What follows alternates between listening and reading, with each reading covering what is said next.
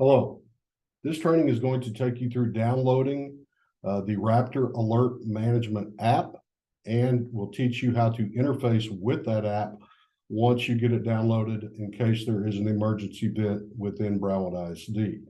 On your phone, as you can see, I have an iPhone. If you are on an Android, you're going to need to go to Google Play. But on the iPhone, you will go to the App Store and search for Raptor Alert. Once you get to Raptor Alert, you obviously click on the icon to download that app. And in this case, as you can see, it will download fairly quickly.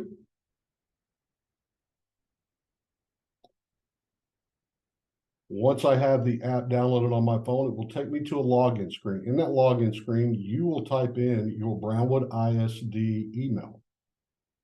And for the sake of easy login, you will either need to enable Face ID, your thumbprint, whatever enables that fast login capability on your personal device is what you need to check. I will click on next, and it should take me to a Microsoft login screen for my district password. So we will let that come up. And in that case, I'm going to type in my Brownwood ISD login that I would use to get into my email. It could be your self-created password, or it could be your employee ID number. At that point, it will ask you to verify your identity. I will click on that, and you should receive a code to put into the system. Once you do that, you want to stay logged in and just follow the prompts. And once you're logged in, it should begin the process of actually allowing you into the Raptor Alert app. So in this situation, I want to allow for my Face ID to operate, and it's going to say, welcome to Raptor. We're going to click on get started. And then we obviously want to enable the emergency call service feature within Raptor. So it's going to require you to type in your cell number. Once I have done that, it will send me a verification code for the emergency call services. And I should verify. At this time, you want to allow notifications, and you want to make sure that your location services are on, and I click allow usage while the app is operating. With that, the next thing, congratulations, you're all set up getting into Raptor. When I hit enter, it should take me to the main Raptor Alert page. And what you see here are the 5 standard response protocols. You as a staff member have the ability to initiate any of these actions. However, I would caution you, even with lockdown, I can click on that. It's a 2-function process. I have to slide to initiate. And if I do initiate a lockdown, then it's going to ask me to call 911. If you accidentally get into one of these buttons, and I don't mean to, simply just cancel out, back out, and it will take you back to the main screen. Don't be afraid of what's on here. Again, it's a 2-step process. You really can't accidentally activate one of these standard response protocols. But if you need to, that is why the functionality is there. If you have an imminent threat inside a building and you see it, somebody with a weapon per se that has entered your campus, you certainly have the ability to click on lockdown and initiate that action as a staff member, which is the purpose of silent panic alert technology. With that, let's really talk about now how you're going to interface with the Raptor alert management system. It also has functionality to account for students, accounting for yourself in case we get into something where either post-event with a lockdown or we have to evacuate or something of that nature, it can be accomplished. At the bottom of the main screen, you will see a button called Team Assist. That is notifications that are intended to go to the campus administrative level. A couple of these will notify district level admin, such as safety issue, but for the most part, most of these will stay within the campus administration notification pipeline. But again, it's an emergent situation. These are intended that if you need immediate assistance, you've lost control, it is a true campus-based emergency that you as a teacher or staff member need immediate assistance with. So in this case, The example I'll use is medical assistance. I may have a student that was at the playground and fell and broke their arm, or was outside on a practice field. So this instance is at Brownwood High School, so I could put football practice field. Student broke leg. When I hit initiate, that notification will go out to the campus nurse, your admin team, and they will get there as quickly as possible. It doesn't replace the radio system. Both of these systems can be used in conjunction with each other. The Team Assist is merely an additional tool that you can use if you need immediate assistance at the campus level. And again, you can see the variety of examples we have there. If you need to enact those, you certainly have the right to do that. And those are actually active and operational as we speak. Most of the time you will interact with this app down at the bottom, and you can see we're at the home. When I click on incidents currently, there are none live within the system. So you see there are no current, no active emergencies or drills. If I click on Team Assist, I get the exact same response. Now, for the sake of this training, I'm actually going to initiate a drill at our test campus that has been built into the system. So if you look down at the bottom, you will see that I'm about to enact a evac drill at our test building, and that is merely just a building that Raptor has built for us to do training such as this with. So when I click on that as an administrator and I initiate that evacuation drill, as you can see, the system is currently enacting it, and I will show you what occurs on my phone with that. I will get notification with the drill that's going on at the test campus. If this was a real campus, it would actually have the name of it. It would say evacuation drill, gas leak has been initiated, and it would say Brownwood High School, Coggan Elementary, etc. So when you see that, and I can back up here, down at the bottom now, if I go back to the main screen, and you can see that it just called me to notify me of the drill that has been initiated. I will interact with any type of active event down at the bottom under incidents. When I click on that, you see the drill which has been initiated. That could be a drill. It could be a live event. It would say, if it was a live lockdown, it would say a lockdown has been initiated, or has been, you will see lockdown Brownwood High School and by who initiated that action. When I push on that, it takes me to the next screen. By nature of the event, there may be different things there, but what we're going to talk about specifically right now is we're going to talk about accountability. So with that, up in the top right corner of that screen, and again, I'm going to walk you through how I got there, back to the main screen. If I click on incidents, you can see that now the drill is listed. When I push on that, again, I get a main page on my phone that shows evacuation drill. And then to initiate or interact with the next page, I push the 3 bars in the upper right-hand corner.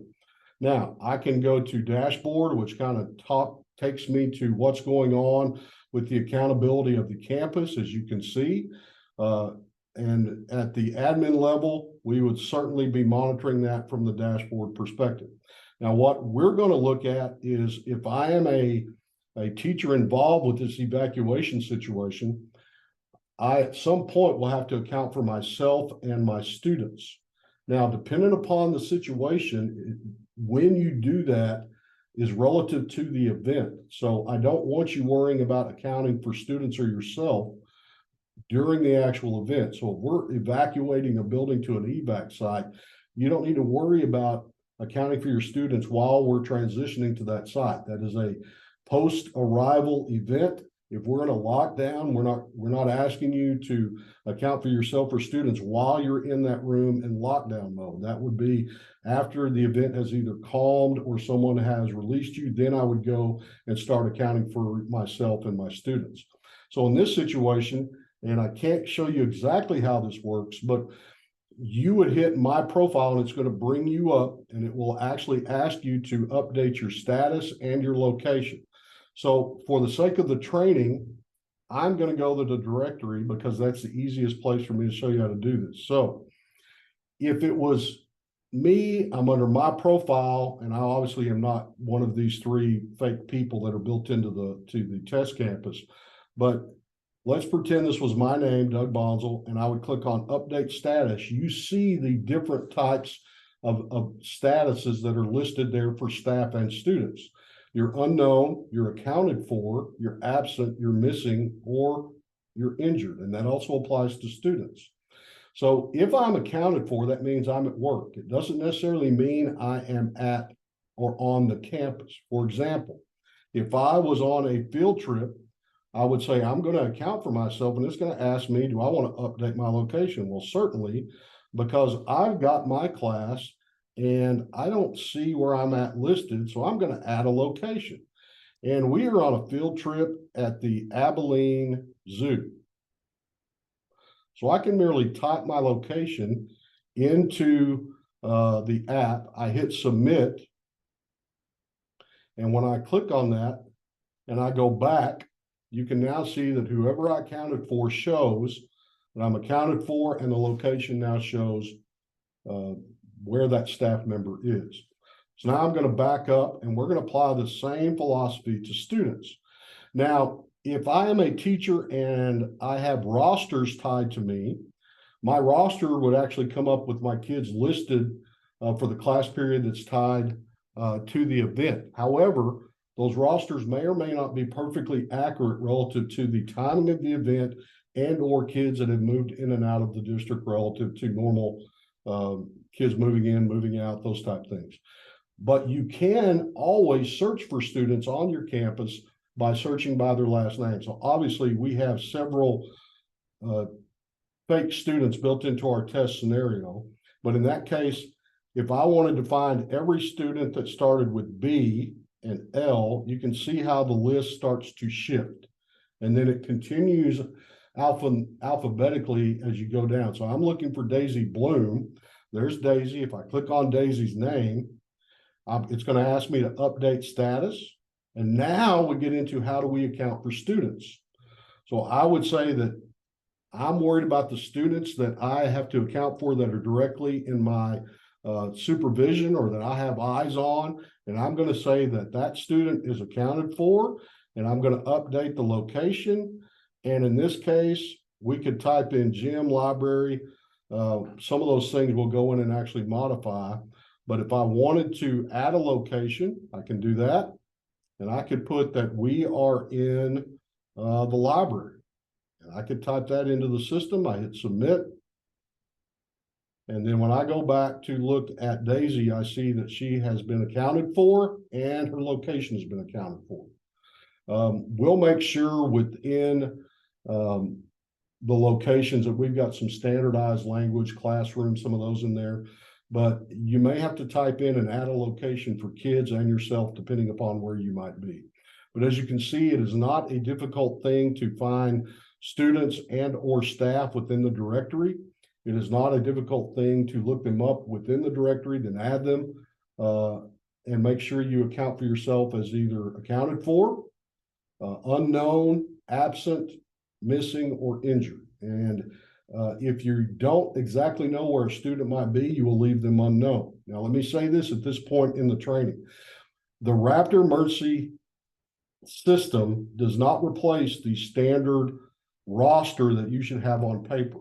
We are still going to go with traditional methods. If we have to evac a building or we get into a lockdown, we still are going to ask you to take that paper roster outside. You will actually account in both places. You will account on paper and you will account in Raptor. And we've seen how you get to that point with the incident and accounting for kids through the directory, or you will account for them on the roster. If, for example, we're in a lockdown and a non-student or a student, let's say I'm in an ARD and I need to add a person to who is with me, I can go into the app. And if you look across the top, you see add students, add staff, add others. I could actually type somebody into the system that may not be normally on the campus and put them in there, and I can account for that person also. So with that, hopefully you can see that interfacing or interacting with the accountability piece in Raptor is not difficult. I'm not going to cover the reunification. That's a totally separate training, which we will get into on down the road. There are some document features, and in this case, we do have the standard response protocol built in. As you can see, I can click on that. In some cases, we've got, for our front office people, they have the ability when they go into one of these actions, when they get over the PA, they have the language there in front of them they can access through the app. We've got the avoid, deny, defend relative to any type of active shooter situation. We have that in there. And then eventually we will have campus exterior doormat maps built into the system as well. So as you can see, interfacing and getting to the accountability side of Raptor is not hard. You can see that most of the time you will interface with this app down at the bottom with incidents. The drill or active event will come across your phone. It will notify you. It is really not complicated. Do not be afraid of the app. At this time, I'm going to go ahead and I'm going to close this drill that we have active. And you can kind of see how this operates. And then as you see, once I end that drill, I get notified at the administrative level that that drill has been canceled. Now the actual app goes back to full functionality within that system. So again, to summarize what we've covered, we covered the main page here where you have access as an employee or staff member. You can initiate an emergent event, one of the standard response protocols.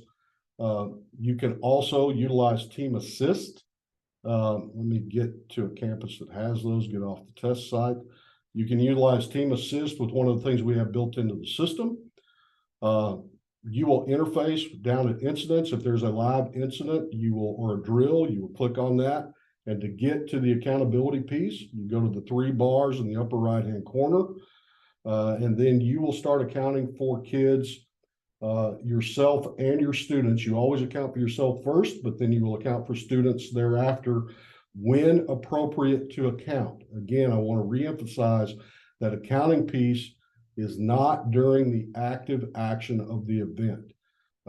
You will kind of be assisted by admin or told when should you start accounting for students upon that time. But don't try to do that when you're actually securing students in a lockdown or in a secure or something of that nature, or an evac. And you will also, we will still utilize the traditional methods of notification over the PA. So you will get the traditional PA calls and you will get the Raptor notification that should work somewhat in conjunction or in a similar time frame. If you have questions about the Raptor Alert Emergency Management app or system, my number directly is 1117. I'm Doug Bonzo. I'm a director of HR. I also oversee security. You can also, there are certain training videos which we will put into our Vector Solutions training that you can access that will take you through the entire Raptor process. But this gets us a little more specific about how Brownwood ISD will interact with this system. Again, if you have questions, don't hesitate to reach out and we will certainly help you. Thank you.